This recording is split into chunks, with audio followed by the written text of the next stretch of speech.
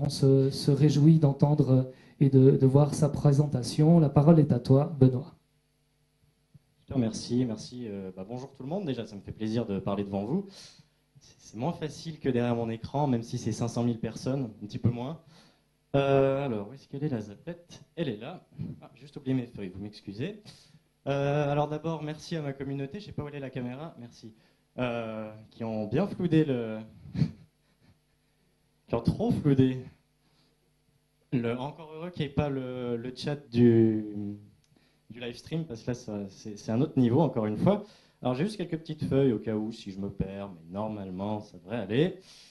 Diablo X9, mon aventure. Donc, pourquoi, et là on va se mettre au clair directement, pourquoi j'utilise le mot aventure? C'est avant tout parce que c'était pas quelque chose de prévu. Sinon, je l'appellerais pas comme ça, et c'est d'ailleurs pour ça qu'aujourd'hui, les gens qui me suivent l'appellent aussi une aventure. C'est parce que ça continue, il y a un peu de magie, il y a un peu de passion, et au total, ça fait un cocktail assez intéressant. Ah oui, juste une chose, je stresse beaucoup pour une chose, c'est pas d'être en face de vous, c'est que le PowerPoint fonctionne. Voilà. Alors on va tous stresser ensemble et on va espérer que ça marche, d'accord?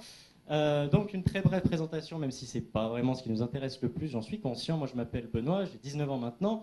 Au niveau des études, j'ai suivi un parcours normal. Ensuite je suis allé en école de commerce et après 3 ans d'école de com, j'étais un petit peu entre deux. C'était est-ce que je me mets à fond dans les études? Est-ce que je saisis ma chance sur YouTube? Est-ce que je fais un petit peu les deux, mais en faisant les deux en même temps, les deux, c'est moyen. Et finalement, je me suis dit, allez, on va jouer la carte de la passion. Et je me suis lancé à fond là-dedans, rentré début janvier 2012. Voilà. Au niveau de mon enfance, j'estime avoir encore eu la chance d'être né dans la période où justement j'ai eu la chance de profiter des vraies bonnes vieilles consoles. J'avais mes voisins qui jouaient à la NES, à des Super Mario. Mon père m'avait fait découvrir sur son très vieux PC des Tomb Raider, des trucs comme ça. Et en grandissant, j'ai eu les consoles comme la Nintendo 64, des trucs comme ça. Et c'est en grandissant dans cet univers que j'ai eu la passion du jeu vidéo. Mes parents n'étaient pas forcément conscients que ça prendrait cette envergure, moi non plus. Et, euh, mais c'était, si vous voulez, c'était un hobby comme un autre, mais je ne faisais pas que ça non plus. Donc, maintenant, on va parler de ce qui nous intéresse. Diablo X9, qu'est-ce que c'est? Alors d'abord, ça c'est moi, ok, vous n'auriez pas remarqué. C'est ma petite pièce dans laquelle j'ai mon installation. Alors, ça paraît très grand, mais en fait, c'est minuscule. J'ai un PC, enfin, je vais vous parler du matériel après, etc. C'était juste histoire de mettre une photo, moi. Donc la base, Diablo X9, qu'est-ce que c'est? Il s'agit de faire des vidéos, de proposer des vidéos en général, en moyenne, je dirais, hein, d'une quinzaine de minutes, grand maximum, que les gens puissent rentrer du travail, puissent rentrer des cours le soir et se dire yes, Benoît, Diablo X9 a sorti une nouvelle vidéo, je vais pouvoir me poser avec à boire, à manger, n'importe quoi. Les gens m'envoient des trucs sur Twitter, des fois c'est drôle à voir. Et en très très gros, c'est ça. Alors je vais en parler plus spécifiquement après dans la catégorie type de vidéo. De quoi a-t-on besoin? Alors techniquement, de pas grand-chose. C'est-à-dire que n'importe qui ici pourrait acheter le matériel dont il a besoin. Moi, je dirais avant tout une pièce dans laquelle vous avez tout à proximité. C'est peut-être le plus important, c'est-à-dire un PC, votre télévision, la console de votre choix, et surtout un boîtier d'acquisition, un HDPVR, un boîtier d'acquisition ou une carte d'acquisition interne dans votre PC qui va vous permettre finalement de capturer la source d'image du jeu qui va aller dans votre PC par la suite, et aussi un micro d'assez bonne qualité si possible, pour ensuite, au final, sur un montage, assembler l'image du jeu, le son du jeu, votre voix, une intro, etc. Je peux ensuite vous parler d'une autre chose dont vous allez avoir besoin, parce que le matériel, c'est pas le plus important dans ce domaine. J'ai l'impression de parler plus fort que le micro. Ouais, dans ce domaine, je dirais le plus important, à part le matériel, si vous voulez, c'est justement d'avoir cette envie de ne pas vous forcer à faire ce que vous faites et aussi d'avoir la tchatch finalement. Cette aisance à parler, etc. Et ça, je le dois quand même en grosse partie grâce à mes deux parents, hein, parce que forcément, avec le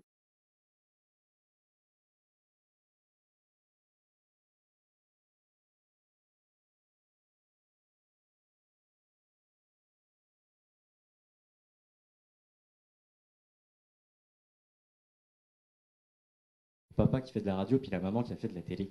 De la télé, c'est difficile de s'en sortir autrement, j'avais pas le choix. Mais sachez que, contrairement à ce qu'on pense, c'est quelque chose, ça demande beaucoup d'entraînement pour quelqu'un qui n'a pas l'habitude. Donc voilà, en gros c'est ça.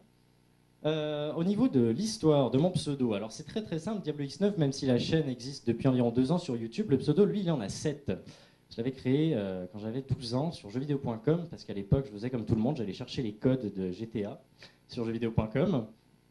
Et j'ai vu la section forum et je me suis dit, tiens, je vais aller m'inscrire pour écrire un peu avec les gens, etc. Et puis voilà, en gros, Diablo m'a donné envie de faire ça, parce que le concept que je trouvais énorme, c'était finalement de pouvoir voir un jeu, de ne pas l'avoir et de pouvoir se faire une idée du jeu grâce à des gens qui commentent bien et qui vous donnent un aperçu de ce que va être le jeu. Et ça, je trouvais ça génial et je me suis dit, nom de Dieu, il faut que je fasse ça. Alors bon, j'avais 13 cas parce que le concept que je trouvais énorme, c'était finalement de pouvoir voir un jeu, de ne pas l'avoir et de pouvoir se faire une idée du jeu grâce à des gens qui commentent bien et qui vous donnent un aperçu de ce que va être le jeu. Et ça, je trouvais ça génial et je me suis dit, non.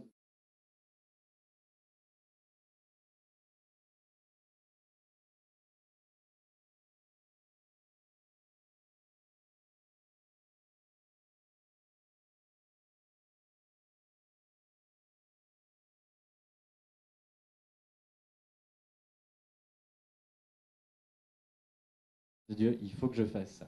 Alors bon, j'avais 13-14 ans, j'avais pas encore mué, je capturais avec un lecteur graveur DVD, donc voilà, c'était vraiment super moyen comme truc, mais voilà, j'avais ma petite chaîne Dailymotion, j'avais ma petite célébrité, un petit vidéotesteur pas trop connu, mais j'étais très content avec ça. Je faisais 4000 vues en 3 semaines, j'étais aux anges, c'était parfait, c'était exactement ce qu'il me fallait.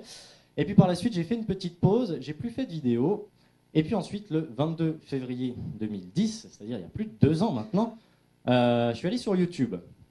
YouTube, pourquoi YouTube? Déjà parce que le lecteur est vachement mieux foutu que celui de Dailymotion. Excusez-moi s'il y a quelqu'un de Dailymotion ici. Euh, Et non, deuxièmement, surtout parce que la communauté est vraiment plus grande. Et au début, j'ai fait la scène. Et en voyant que ça ne marchait pas tant que ça, je me suis dit, mais tiens, pourquoi pas faire un truc à la sauce francophone? Alors, j'ai pas inventé le concept, mais j'ai été dans où la scène est déjà complètement remplie et vous n'avez aucune chance de monter sur la scène. Et en voyant que ça ne marchait pas tant que ça, je me suis dit, mais tiens, pourquoi pas faire un truc à la sauce francophone? Alors, j'ai pas inventé le concept, mais j'ai été dans un des premiers à lancer ça sur YouTube dans la communauté française. Et en apportant, entre autres, le système du commentary, ça j'y reviendrai après. Et c'est ça qui a fait que rapidement ça a fait le buzz. Et par la suite, sans vraiment le vouloir, je vous l'avoue, je suis devenu une référence. Voilà. Il y a 2 petites dates importantes quand même à noter pour moi. C'est en juin 2011, lorsque le directeur de jeuxvideo.com, où j'avais créé mon pseudo, m'a écrit et m'a félicité pour mes vidéos. Alors déjà là, c'était un sacré pas en avant pour moi, j'étais vraiment fier. J'ai réalisé des chroniques vidéo pour eux pendant 3 mois. C'était une expérience magnifique. Je suis obligé d'avouer aussi que ça a été très dur pour moi. C'était l'entrée dans le monde professionnel. Dans le monde professionnel, c'est simple. Il faut faire une vidéo sur tel jeu, il faut qu'elle dure tant de minutes, et il faut qu'elle sorte telle date. Forcément, c'est moins marrant. Et non, mais sérieusement, parce que moi, finalement, ma marque de ma marque de fabrique, c'est de sortir des vidéos quand j'en ai envie. Et avec la passion qu'il y a avec et tout. Et c'est vrai que ça a posé un peu de problème. Alors je les faisais, bien entendu, mais il y avait moins la pêche que je peux avoir dans des vidéos que je fais sur ma chaîne YouTube. Et les gens le ressentaient, c'est vrai. Et après 3 mois, donc, j'ai réalisé des chroniques. Ça, c'était une superbe expérience, honnêtement. Et en octobre 2011, j'ai IE France, donc toi tu connais, euh, qui m'ont contacté et qui m'ont aussi dit que, ouais, alors on suit tes vidéos dans l'équipe. Alors t'es là, ah ouais, putain, les éditeurs qui font les jeux auxquels je joue, génial. Ils regardent ce que je fais, ils aiment en plus. Et donc je réalise des vidéos pour eux sur Battlefield, en l'occurrence, pour les BF Live et d'autres choses comme ça. Bon, on va passer à quelque chose d'un peu plus dynamique, dira-t-on. Alors là, il faut que ça marche. Les commentaries, donc, en gros, ce qu'il faut pour un commentary. Un bon gameplay, c'est-à-dire une bonne partie. En général, ça se passe tout le temps sur des jeux d'action, des FPS, même quasiment à chaque fois. Soit un sujet, soit des conseils à donner. En particulier, là, ce sera plus une forme de tuto. Je peux aussi les faire en live. Et là, j'appellerais presque ça plus une vidéo détente. Salut à tous et à toutes, Et c'est voilà, Diablo X9. Salut à tous et à toutes, c'est Diablo X9. Salut à tous et à toutes, C'est Diablo X9. salut à tous et à toutes, c'est Diablo X9. J'espère que vous allez bien. Bah moi ça va super. Je suis allé faire un petit retour sur Modern Warfare 2 pour me changer un petit peu les idées. Et donc aujourd'hui, je vous parle d'un nouveau mode qui se joue en match privé. Alors je le dis tout de suite, on appelle ça le Pro SND. Alors qu'est-ce que c'est que le Pro SND si vous voulez? C'est de jouer la diversité et c'est ce que je fais depuis quelques jours. Je fais autant du Modern Warfare 2 que du Battlefield, que du SSX, que du FIFA. Ça fait du bien. Light Machine Gun, un truc comme ça, enfin bref, une mitrailleuse lourde légère, entre guillemets, avec la... Voilà. Donc vous l'avez remarqué, que des jeux d'action. Et là, le cocktail qui fait que ça marche bien finalement, c'est donc un bon gameplay, un sujet, ne pas laisser de plan de A à Z parler. Je dis pas que je me force, je dis juste que c'est important parce que les gens décrochent sinon. Et donc au final, les gens c'est aujourd'hui dans la communauté française, c'est ce qu'on voit le plus. Et encore, il faut le dire, c'est ce qui marche le mieux. C'est ce qu'il y a de plus simple et c'est ce qui marche le mieux. Et c'est ce qui fait que les gens se détendent là-devant. Les vidéos tests, les vidéos découvertes, c'est un truc que je faisais plutôt sur Dailymotion, mais je l'ai fait aussi quelques fois sur ma chaîne. Là, il n'y a que deux choses. La premièrement, c'est donner mon avis, montrer aux gens, un peu comme je le faisais, enfin comme j'ai rêvé de le faire pour les gaming live quand je les regardais quand j'étais plus jeune. On se retrouve aujourd'hui Et ça donne ça. pour une nouvelle vidéo, et une vidéo événement pour moi. On est sur Rayman Origins qui sort le 24 novembre.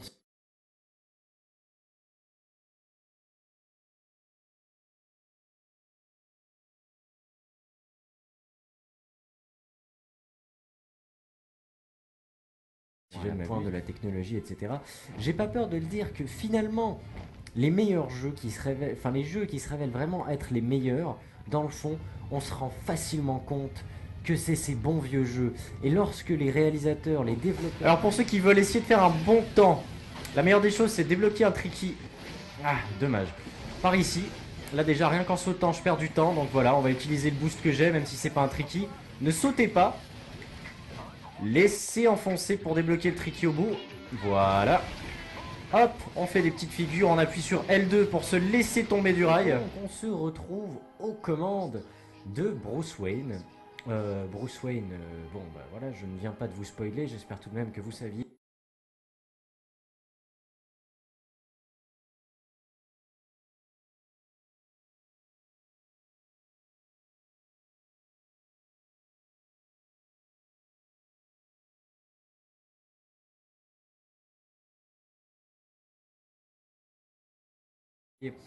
Qu'il s'agissait de Batman. Non, mais je précise Batman au cas où dans ce parce que je nouvel me fais épisode. incendier après. Donc voilà, en gros c'est ça les vidéos tests, c'est donner un aperçu d'un jeu aux gens avant qu'ils ne l'achètent pour se faire une idée de à quoi ça va, ressembler. Le face commentary, alors ça c'est très simple, mais je pense que vous l'avez deviné, il s'agit de me montrer dans la vidéo, de me filmer. Ça prend un peu plus de temps à faire, mais ça rend aussi quelque chose d'assez marrant, même si j'avoue le faire plus rarement. Je dirais que je suis un peu moins motivé de le faire. C'est vrai qu'il y a des gens qui font que ça. Pour ma part, je fais ça plus occasionnellement, voire quasiment jamais. Mais c'est vrai que, comme je l'ai écrit, ça apporte une nouvelle dimension. Les gens aiment bien me Oh voir. là là là là, les dérapages avec ce machin. Mais j'ai l'impression de conduire un paquebot, quoi. Oh là là là là. Mes amis, vraiment, là, ça va être un challenge de gagner. Parce que, fou là là, alors le kart Piranha, c'était certainement pas la... Ah mais je dois contrôler comme ça. Ah mais nom de Dieu. D'accord, alors... Ok... C'était un vidéo test, mais très vieux. Oh là là, ça a presque 2 ans, ça, sur le PS Move, je me souviens, voilà. Donc ça, c'est bon. C'est presque terminé. Voilà, je faisais le kéké, j'étais content. Les vidéos détente et délire, alors ça, c'est un truc qui plaît à tout le monde. Ça montre l'envers du décor, parce qu'il faut savoir que moi, je joue avec des gens, j'appelle ça ma team, hein, parce que vous savez, dans la communauté gamer, on a une team. Nous, on appelle ça la Advent Family. On se comporte presque plus comme une famille parce qu'on se parle quasiment tous les jours, on se connaît. Pour la plupart, on s'est déjà rencontrés dans la vraie vie. Il y en a 3 en Suisse et il y en a 5 en France. Et on déconne pas mal, voire beaucoup. C'est très populaire et ça se regarde. Bon, à beaucoup de 3 fois. on y va, ok 1, 2, 3. Non, non, non, non, non, non. Allez, diffuse. Allez, allez, désamorcez, les gars. Cours, t'arrêtes, allez. Genre les défibrillis, vraiment. Il fait des bris-bris. Défibrillis. Oh là là. Ah, il y en a encore. Par contre, là, c'est pas pour. Oh là là là là, mais c'est la fin. Ah oui, là, c'est la monstre foire. Et nous aussi, c'est la fin. Bouge de droit. Les gars, les gars. Oh. Oh. Secours. Donc vous l'avez compris, tout ça est enregistré pendant Est-ce qu'on qu'il joue. vient, viens, est-ce qu'il vient? Non, je regardais Saut de mourir. Moi. Mais non, saute, tu sais le faire, non? Ouais. Bah alors, Vas-y, fais-le. Attends. allez. Genre, le mec il fait genre, ouais, je sais le faire. Je suis là. Je suis là. Oh là là là là. Vas-y. Et les zombies. Le mec a avancé. Il était à genoux. Mais qu'est-ce que t'as Voilà. fait? T'as bugué? Donc vous avez vu là par exemple la dernière séquence un peu rouge comme ça, c'était en mode zombie. Ça c'est un truc qui marche super bien, le mode zombie sur Call of Duty Black Ops. Donc vous savez, les manches, on doit tuer des zombies, on est 4, etc. Et ça, contrairement aux vidéos conventionnelles de 15-20 minutes, ça peut durer 2 heures, 2 heures et demie, et les gens regardent en entier, se posent avec à bouffer, à manger, et ils adorent ça. C'est ça le pire. Et non, mais tant mieux, hein, parce qu'ils se marrent avec nous, mais le truc, c'est qu'on fait attention à pas dire de conneries sur les 2 heures et demie, parce qu'après, je dois tout regarder et supprimer les conneries qu'on peut dire, les gros mots, etc. Même si on en dit quand même. Alors ça, c'est un truc qui me tient beaucoup à cœur, les let's play, les séries, et en l'occurrence, je l'ai fait sur 2 jeux.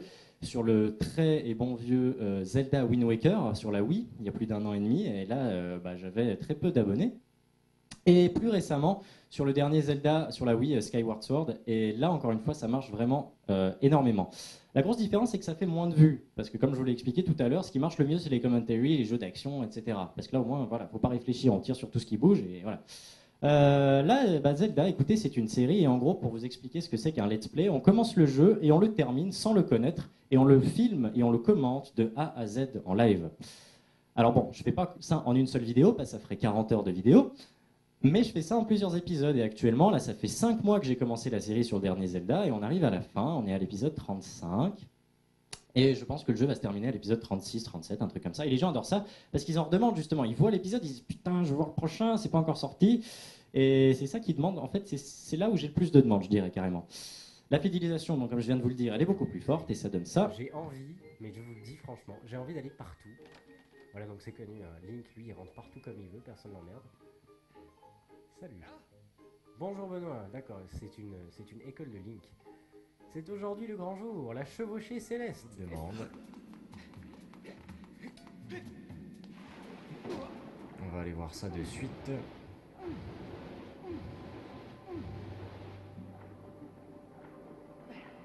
Ok, donc apparemment il y a quelque chose là-haut, mais je ne peux de toute façon pas y aller dessus. J'ai racheté tout ce que j'avais acheté, c'est-à-dire le carquois, j'ai été chercher les trésors que j'avais été chercher, j'ai tout fait.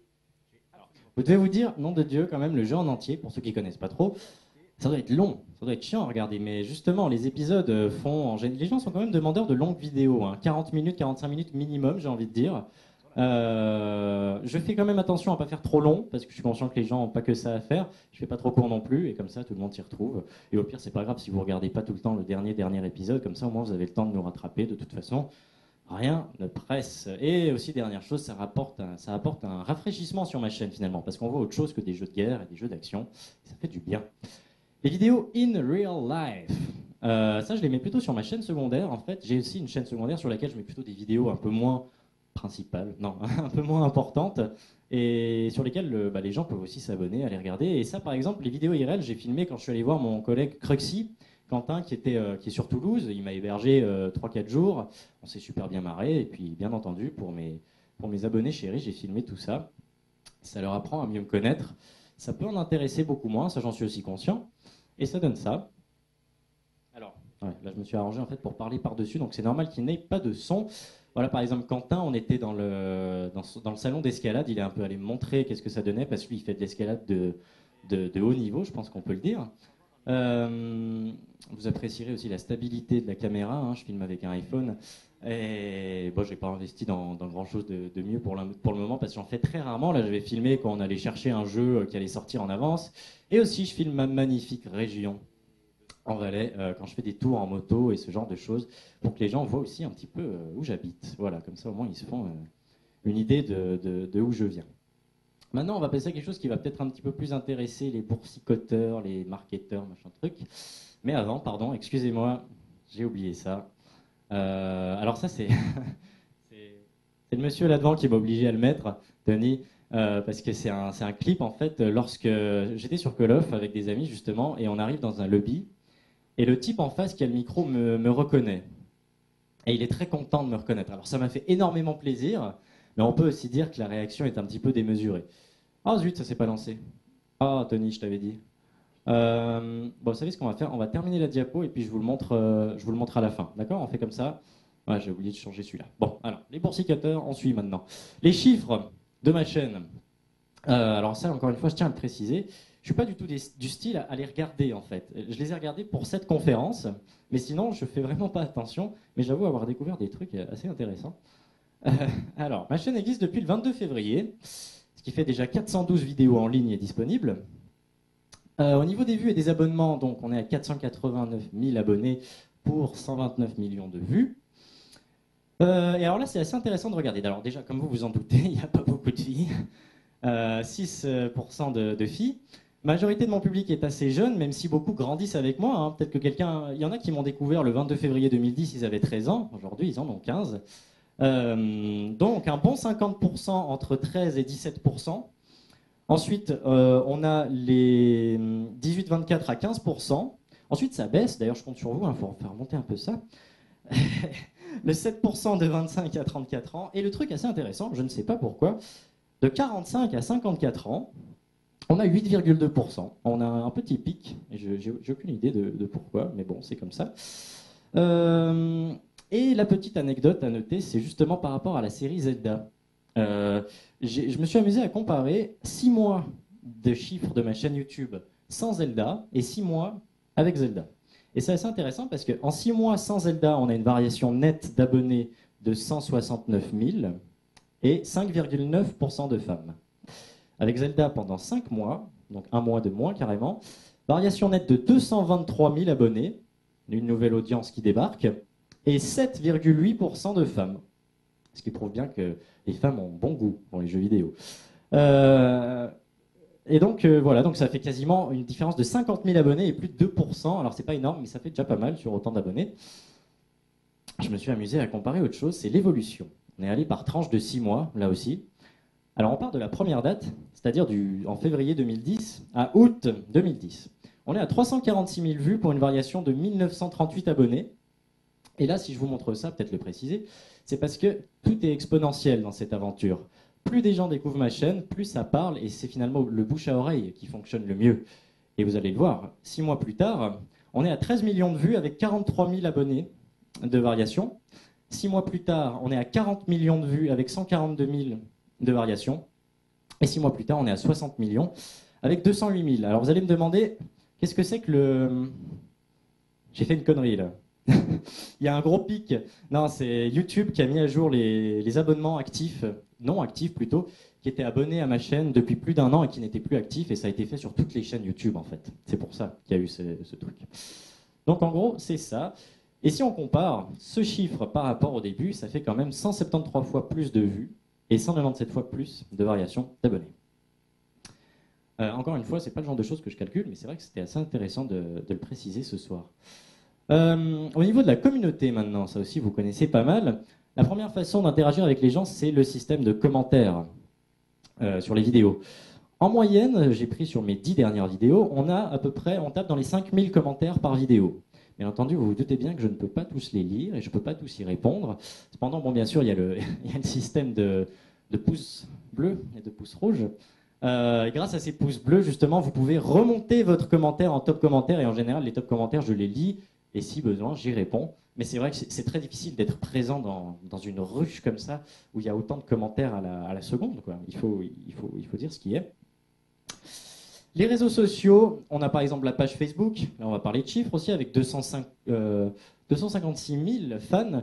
Je le considère un petit peu plus comme une sorte de panneau Facebook, dans le sens où, encore une fois, c'est tellement la fourmilière que c'est très très dur de parler, d'interagir avec les gens, etc. Alors lorsqu'il y a une nouvelle vidéo, lorsque je veux faire un sondage, il faut avouer que l'outil de sondage, par exemple, est assez pratique, vu qu'il est intégré, ou lorsque je veux faire une annonce officielle, je le mets sur Facebook, et comme ça, au moins, je sais qu'une grande majorité va le voir. Mais le canal direct qui fonctionne quand même le mieux aujourd'hui, et ça je pense que beaucoup d'entre vous le savent, c'est Twitter. Je m'y suis abonné, je m'y suis mis il y a un peu plus d'1 an. Vous remarquerez que je tweete pas tant que ça. Hein. Je sais qu'il y a des gens qui ont plus de tweets que d'abonnés. Moi c'est un peu l'inverse. Il y a 7000 tweets, je suis abonné à 215 personnes parce que sinon on n'y voit plus rien. Et donc on a dépassé les 100 000 followers récemment. Alors, il y a un truc moi que j'adore en fait avec Twitter, c'est qu'on a vraiment l'impression d'être beaucoup plus proche des gens. Alors bien entendu, encore une fois, quand je poste un truc, les mentions, ça, bah, vous avez vu là, hein, ça va très très vite. Mais j'essaie de répondre à un maximum de gens, je retweet les trucs que je trouve drôles, beaucoup de gens m'envoient des photos. Et si par exemple là, ceux qui nous regardent dans le live, ils ont envie de nous dire bonjour, vous mettez le hashtag SCMA, puis vous nous dites bonjour. Voilà, comme ça on pourra montrer aux gens. Ça va prendre un peu de temps vu l'actualisation, mais comme ça, on va voir combien de temps ça prend. Participation directe. Il y en a deux types que j'ai sélectionnés. Par exemple, le top 10 kills. Il s'agit de mélanger les meilleurs kills possibles sur Call of Duty et la communauté m'envoie leurs kills. Et ça, par exemple, c'était un montage que j'avais fait pour les 100 000. Tout ça, c'est des photos des régions de mes abonnés qui m'avaient envoyé une photo et je me suis bien amusé à trier tout ça. Et c'était pour les 100 000 abonnés, ça c'était vraiment une date phare pour ma chaîne et j'avais tenu à le faire. C'était une des premières fois justement que je faisais participer ma communauté. Niveau participation, il y a aussi sur Twitter, lorsque par exemple j'avais fait gagner j'avais un Battlefield 3 à faire gagner, j'ai dit ok c'est simple, vous me prenez une photo de vous où vous faites genre vous vous êtes fait tuer, je veux une scène de crime la plus ressemblante possible et le gagnant, bah, je lui envoie Battlefield 3 et j'ai reçu beaucoup, voilà, ils nous disent bonjour. Et donc ouais, bah, j'ai pu envoyer un Battlefield 3. Là, ça va aller vite, hein, ça va aller très très vite. Ça va même avoir de la peine à suivre, si vous voulez mon avis. Appel à la communauté, ça c'est un truc un peu plus important. Récemment, vous avez vu par exemple la loi ACTA qu'ils essaient de faire passer. Très clairement et simplement, nous, youtubeurs, on est clair. On sait que ça ne va pas nous favoriser notre passion et notre travail, donc on est contre. J'ai posté une vidéo, j'ai dit, écoutez, il faut aller sur ce lien, il faut signer, comme ça va peut-être faire bouger les choses. Et si vous voulez, vous pouvez re-uploader la vidéo sur vos chaînes pour que ça fasse tourner. Le lendemain, les feeds des abonnements étaient pleins, il n'y avait que ma vidéo. Et au moins, ça a marché. Mais il y avait, je pense que grâce à cette communauté aussi, on peut faire passer des messages plus importants. Pas forcément qui concerne le gaming. Encore hier ou avant-hier, j'avais quelqu'un qui m'avait posté bah, il y a cette fille qui a disparu à Nantes, il y a des affiches dans la rue. Il avait scanné le papier. Moi, j'ai fait allez retweeter ça. Et puis, il y a plus de je sais pas combien de gens sur les 100 000 qui ont retweeté. Je sais pas si on l'a retrouvé et je l'espère. Mais je sais qu'en tout cas, on a fait quelque chose. Et je pense qu'avec une telle communauté, une telle audience, on peut en profiter. Et pas forcément faire que du gaming, etc.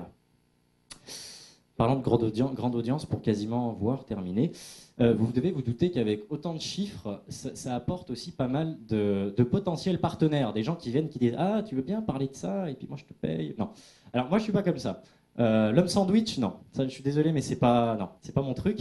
Alors effectivement, j'ai quelques partenaires, mais c'est toujours aussi dans l'optique finalement d'en faire profiter ma communauté. Comme par exemple, je sais pas moi, des points Xbox Live. Je mets le site sur la droite de ma chaîne, il est mis en avant. Lui, il me file des points gratuitement à la fin du mois, des points pour moi et des points pour ma communauté, et je fais un concours et je fais gagner le code à quelqu'un. Comme ça, tout le monde est content. J'en ai très peu de partenaires, je crois. Au total, vraiment, tout ce qui est points, serveur PC pour Battlefield 3, des trucs comme ça, je dois en avoir 5 ou 6 à tout péter.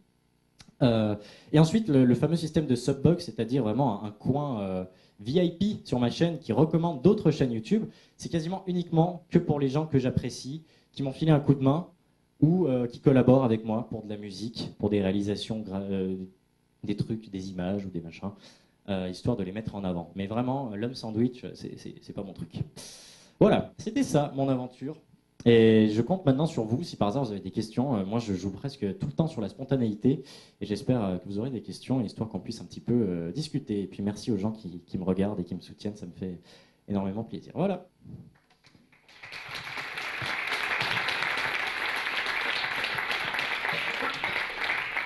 Merci beaucoup Benoît. C'est vrai. On va encore regarder. Ouais, tu m'excuses. Alors, c'est pas long, hein, je vous rassure, mais ça vaut la peine d'être vu. Alors.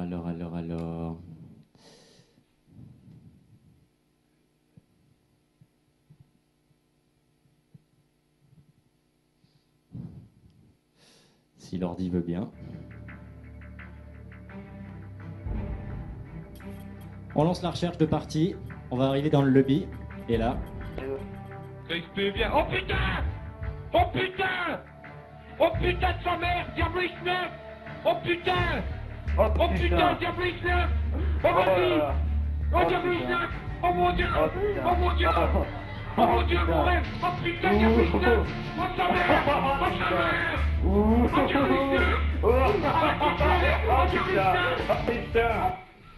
Autant vous dire que nous, derrière notre écran, on était pliés en quatre. Mais par la suite, je lui ai reparlé sur Skype au type. Je lui ai dit, écoute, excuse-moi de t'avoir mis comme ça. Certainement que beaucoup de gens se sont foutus de ta gueule, mais fallait le faire, quoi. C'était trop mythique.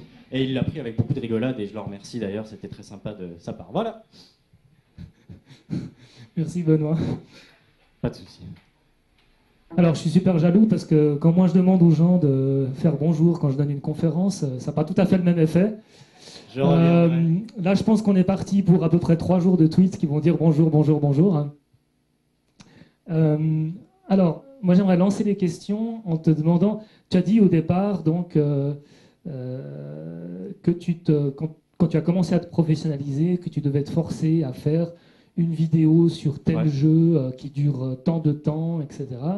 Et puis en même temps, après, on a vu à la fin de ta présentation que tu ne regardais pas vraiment les statistiques. Ouais. Donc comment, en tant que professionnel maintenant, vraiment, comment tu t'organises, comment tu vis cette vie de gamer pro? Est-ce que tu te fixes des objectifs? Tu as une super grosse communauté maintenant. Est-ce que tu te dis, dans 3 semaines, dans 6 mois, dans 2 ans, j'aimerais doubler ma communauté ou tripler ma communauté? Quand tu te projettes un petit peu dans l'avenir? Alors déjà, le but, c'est pas de l'augmenter. Elle augmente toute seule, mais je me suis jamais dit, tiens, il faut que je fasse ça pour qu'elle augmente. Après, comment me professionnaliser? C'est une très bonne question. Dans le sens où moi, je le vis toujours comme une passion, un hobby, etc. Même si c'est plus professionnel maintenant. J'ai un petit tableau dans ma chambre sur lequel j'écris des idées que j'ai, des projets, etc. Et je pense que la prochaine étape, ce serait que je puisse me faire un plan de la semaine, c'est-à-dire avoir des heures auxquelles j'enregistre, etc. Mais encore une fois, quand j'ai pensé à ça, je me suis dit, mais non, sérieux, ça va pas le faire parce que tu vas te sentir obligé. Puis encore aujourd'hui, je le fais totalement sur le feeling et sur le freestyle, et pour l'instant, ça marche pas mal. Je touche du bois, et on verra. En gros, c'est ça, je joue vraiment freestyle pour le moment. Alors, qui c'est qui voudrait poser une question? Ah, il a l'air gentil, le petit, là. Mais pourquoi avoir peur de la loi ACTA si la Suisse ne fait pas partie de l'Union européenne? Ouais, c'est pas faux. Le truc, si tu veux, c'est qu'on est sur la communauté YouTube francophone, c'est pas juste la Suisse. C'est la France, c'est le Québec, c'est la Belgique, c'est le Maroc, c'est plein de régions dans le monde. Et on se doit d'être un minimum solidaire.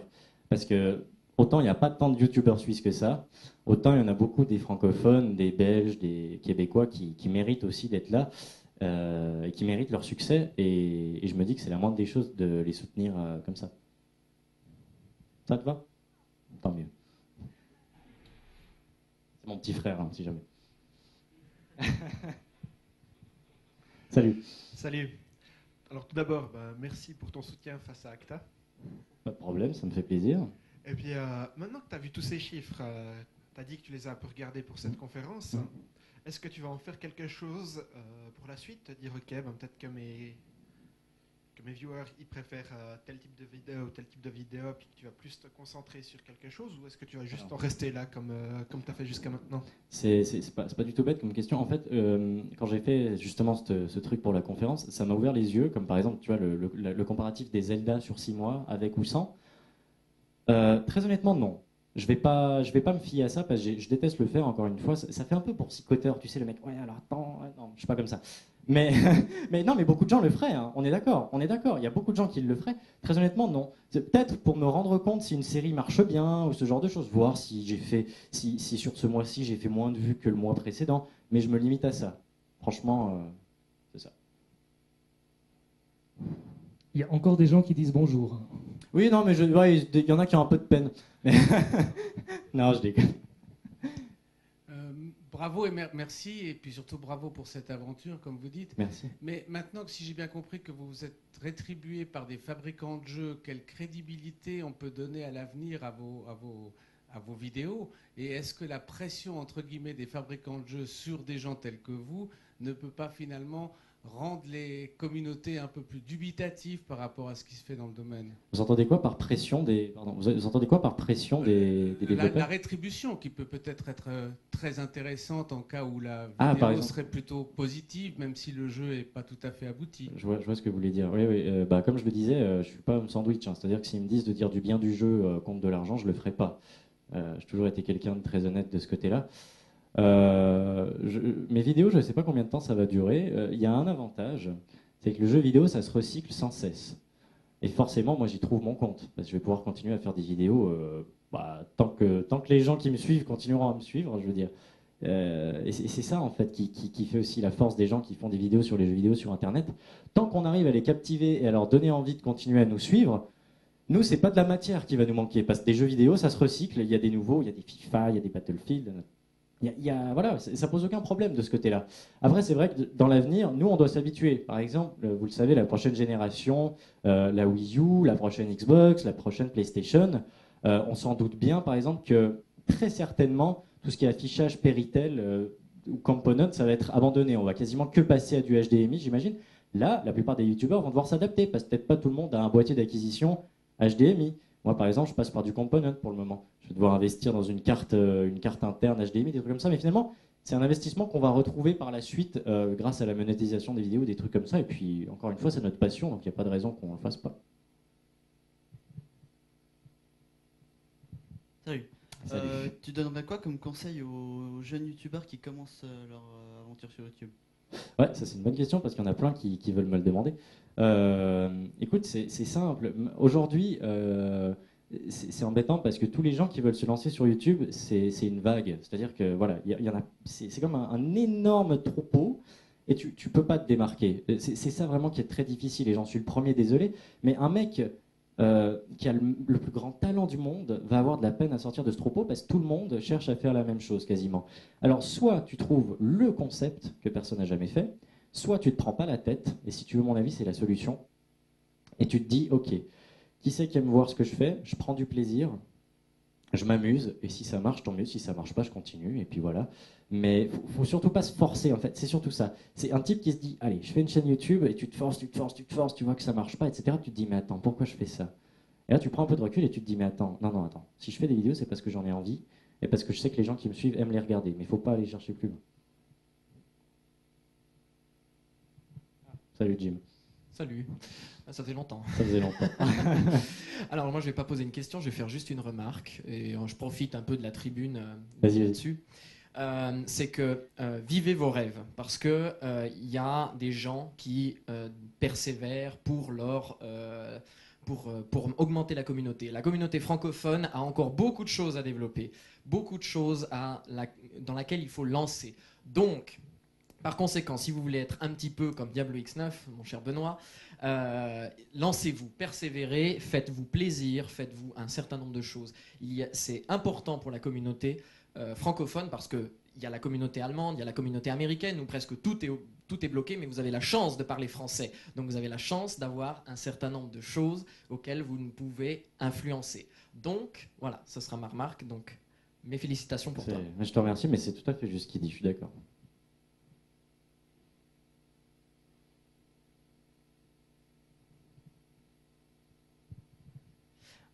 Oui, donc pour continuer sur la question du jeune homme là-bas, je suis là.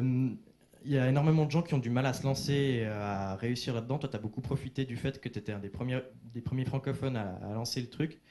Mais tu avais fait mention, je crois, il y a quelques temps, d'un projet que tu étais en train de mettre en place avec des collègues Bismode 3 et Monsieur Le Videux, oui, tout à fait. Pour faire découvrir des jeunes youtubeurs, justement, pour qu'ils percent là-dedans. Donc, est-ce que c'est toujours d'actualité ou ça en est? Alors, c'est toujours d'actualité. Malheureusement, il faut avouer que c'est un projet qui a beaucoup d'envergure et qui demande beaucoup de réalisation. En général, moi, quand je me lance dans un projet, j'ai envie que tout soit nickel. Ça prend du temps. Et si tu veux, le concept, ce serait pas de faire une chaîne pistonnage. C'est-à-dire, ok, alors j'ai fait une chaîne, allez tous vous abonner, on va poster 15 vidéos par jour dessus et vous vous abonnez à ce que vous aimez. Non, moi je suis pas comme ça. C'est plus de la quantité que de la qualité et je déteste ça. On va vraiment... Enfin, en tout cas, là j'ai eu l'idée d'un concept qui permettra de proposer des vidéos de qualité et en même temps qui feront découvrir des nouveaux talents. Finalement, des gens qui méritent d'être connus et qui sont un peu coincés dans le troupeau dont je parlais tout à l'heure. Alors oui, c'est toujours d'actualité. Malheureusement, ça prend du temps à mettre en place, c'est tout. Je voulais juste te demander par rapport à la répartition de tes rentrées financières, en fait. Pas avoir le détail, mais que représente ta chaîne YouTube? Parce que tu as une chaîne YouTube qui est une chaîne partenaire YouTube, je suppose. Oui, tout à fait, ouais. Donc là, il y a de la publicité qui sont affichées, incorporées dans tes vidéos, des choses comme ça. qu'est-ce que ça représente par rapport aux vidéos que tu fais pour Electronic Arts ou jeuxduvideo.com ou si tu as d'autres encore Non, d'autres entrées financières? non, j'ai pas d'autres. Bon, ça, c'est pas une chose que je crie sur les toits, parce que c'est quelque chose qu'on garde pour nous, j'ai envie de dire. Mais je le cache pas non plus. Cette chaîne YouTube et la chance que j'ai de monétiser des vidéos depuis que j'ai 18 ans, ça me permet d'avoir un peu un job d'étudiant de rêve, tu vois. C'est-à-dire finalement pas avoir à sortir de chez soi. Non, mais c'est pas loin le bureau, quoi. Et surtout faire ce que j'aime et en plus pouvoir gagner de l'argent. D'accord? Alors après, je suis d'accord que certaines personnes trouveront démesuré ou pas de se faire de l'argent en faisant quelque chose qu'on aime. Moi, j'ai envie de dire, n'importe qui serait à ma place ferait la même chose. Alors je suis très sage pour tout avouer. Je mets quasiment tout de côté parce que je suis aussi parfaitement conscient et je pense avoir la maturité de me dire que c'est peut-être éphémère et que d'un jour à l'autre ça peut s'arrêter et qu'il faut quand même que j'ai des réserves.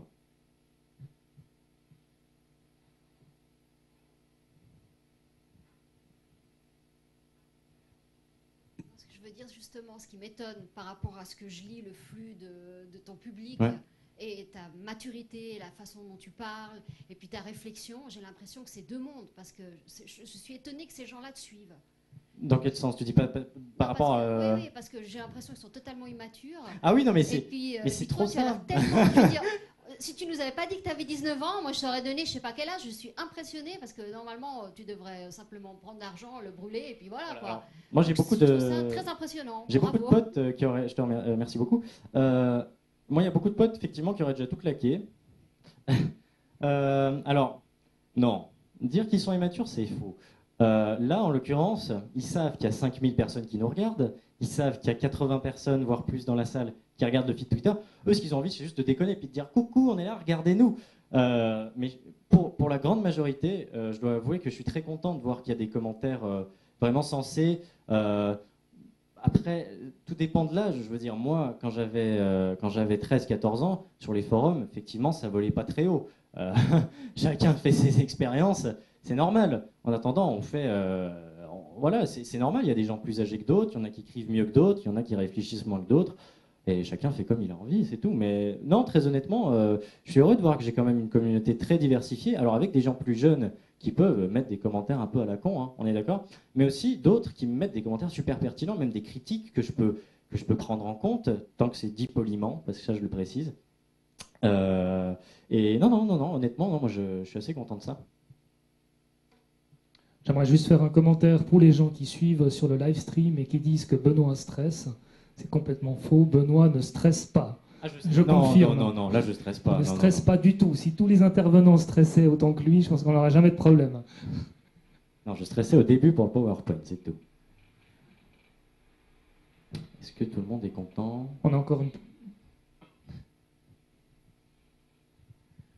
Bonsoir Benoît. Alors, salut. D'abord merci pour ta présentation, très bien. Et puis ce que je voudrais dire, c'est moins une question liée au community management, mais plus par rapport à tes ambitions. C'est-à-dire que, pour rebondir un petit peu sur ce que disait Victoria, tu es d'une maturité et d'une aisance assez impressionnante pour ton âge. Et que je pense que des visages comme le tien ou des voix comme les tiennes devraient être plus largement entendus, je dirais, auprès du grand public, parce que c'est vrai que le jeu vidéo et les gamers sont toujours très stigmatisés.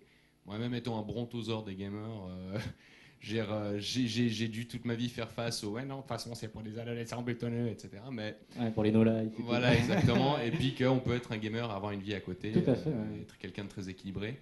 Et du coup, est-ce que, partant du succès que tu as avec ta chaîne YouTube, tu as peut-être des projets d'avenir de peut-être rentrer en contact avec la RTS Non. Non, rien de la sorte. Hein. Pardon. Non, pour le coup, la RTS, non. Mais non, mais j'ai rien de particulier contre eux. C'est juste les pubs qui m'énervent. Non, j'ai aucune ambition particulière. Alors, je me dis pas, tiens, il faudrait que je fasse assez de succès pour que telle entreprise me contacte, etc. Comme je l'ai dit juste avant, je pense que c'est éphémère et que ça va pas durer jusqu'à que j'ai 30 ans. Et d'ailleurs, je pense qu'à un moment, je vais en avoir marre de faire ça jusqu'à 30 ans, même si, comme je disais tout à l'heure, les jeux se recyclent. Hein. Ce que j'espère juste, c'est qu'au fur et à mesure que je vais m'habituer à gérer cette communauté, à la faire grandir et à faire des vidéos pour mon plaisir, c'est peut-être me faire repérer, ne serait-ce que voir, est-ce que des entreprises, des communautés... Moi, très honnêtement, depuis que je suis gamin, tu sais, quand on se présente au début de l'année à l'école, on remplit une feuille, on met notre nom, notre passion, et qu'est-ce qu'on voudrait faire plus tard. Tout le temps, c'était animateur radio que je mettais. Parce que c'est un truc que j'adore, et puis mon père m'a souvent amené où il travaille, et puis j'ai toujours été un peu plongé là-dedans. C'est vrai quelque chose que j'aimerais bien. Mais j'aimerais pas non plus que ce soit quelque chose de coincé, comme le Flash Info ou un truc comme ça, parce que finalement je me dis, mais non, je me ferais un peu chier quand même. Mais en tout cas, ouais, j'aimerais bien rentrer dans cet univers, mais c'est pas non plus une convoitise de malade. C'est ça. Moi, je reviens pour une question pour Philippe, sauf erreur. Alors, je suis gestionnaire de fansite. Donc, qu'est-ce que vous me conseilleriez, par exemple, étant donné que je dois faire face à une concurrence qui est Facebook, YouTube, un certain nombre de choses, puisque, bien évidemment, moi, je cherche à augmenter ma communauté, donc, enfin, sans pouvoir, sans être regardant un peu comme Benoît, mais plus je touche de monde, mieux c'est. Donc les fansites, c'est bien évidemment que faire des actualités old school, à savoir que des dossiers, des messages, enfin un forum et tout ce genre de choses. Donc c'est vraiment d'autant plus que vous, du côté d'Electronic Arts, vous communiquez de plus en plus avec directement le fan avec les pages Facebook, donc c'est d'autant plus au détriment des fansites. Juste la question quand vous dites concurrent, en fait c'est par rapport à nos profils. Oui, enfin c'est de la concurrence entre guillemets, parce que sur Internet il n'y a pas de concurrence, donc théoriquement il n'y en a pas. Mais je pense que l'exemple de Benoît il est flagrant, c'est-à-dire que nous, malgré tout, on va toujours rester Electronic Arts et puis une voix, en fait, la voix de la société Electronic Arts ou de FIFA. Et il y a besoin d'avoir des commentaires, d'avoir des personnes indépendantes qui vont amener un avis neutre, personnel par rapport à la communauté. Donc, j'ai du mal à considérer, en fait, votre projet comme concurrent, en fait, parce que c'est deux axes, c'est deux lignes de communication qui sont différentes.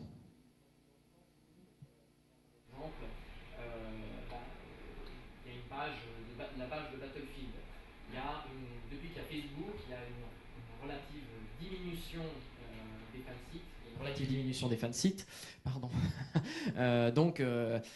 Alors que les fansites sont vraiment la voie où on peut s'exprimer pour dire, par exemple, à Electronic Arts, qu'il y a certains jeux qui vont pas dans le bon sens. Donc, ils nous consultent, même très régulièrement.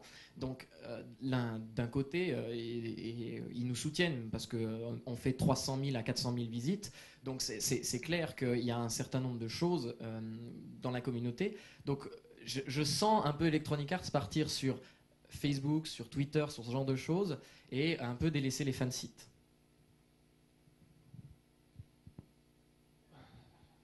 Je ne pourrais pas vraiment vous répondre comme ça. Je pense que, en tout cas, ce que je peux vous confirmer, c'est qu'effectivement, quand on parle de défoulement, il y a du défoulement sur nos sites.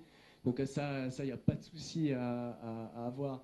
Après, d'un point de vue stratégique comme ça, c'est un peu compliqué à vous répondre, mais ce que je peux vous dire, c'est qu'on a vraiment besoin, du feedback de la communauté, enfin effectivement que ça vienne de regroupements comme le vôtre, de Benoît, ou en direct. C'est des choses dont on a besoin et on peut pas se passer.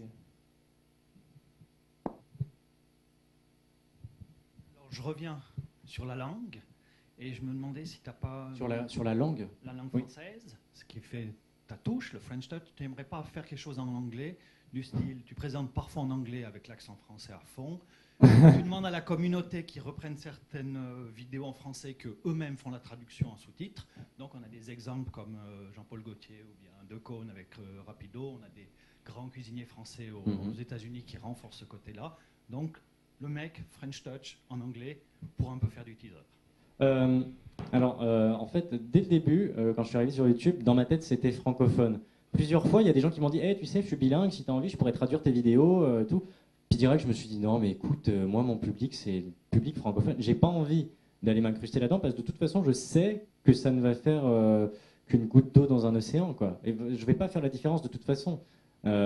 Après, par contre, déconner en faisant une vidéo, en essayant de parler anglais avec l'accent bien bon français, ça peut être marrant. Mais non, je pense pas. Non, non, ce serait pas quelque chose qui m'intéresserait en tout cas. Non. Voilà, je crois qu'on va s'arrêter là parce que le temps passe. J'aimerais remercier.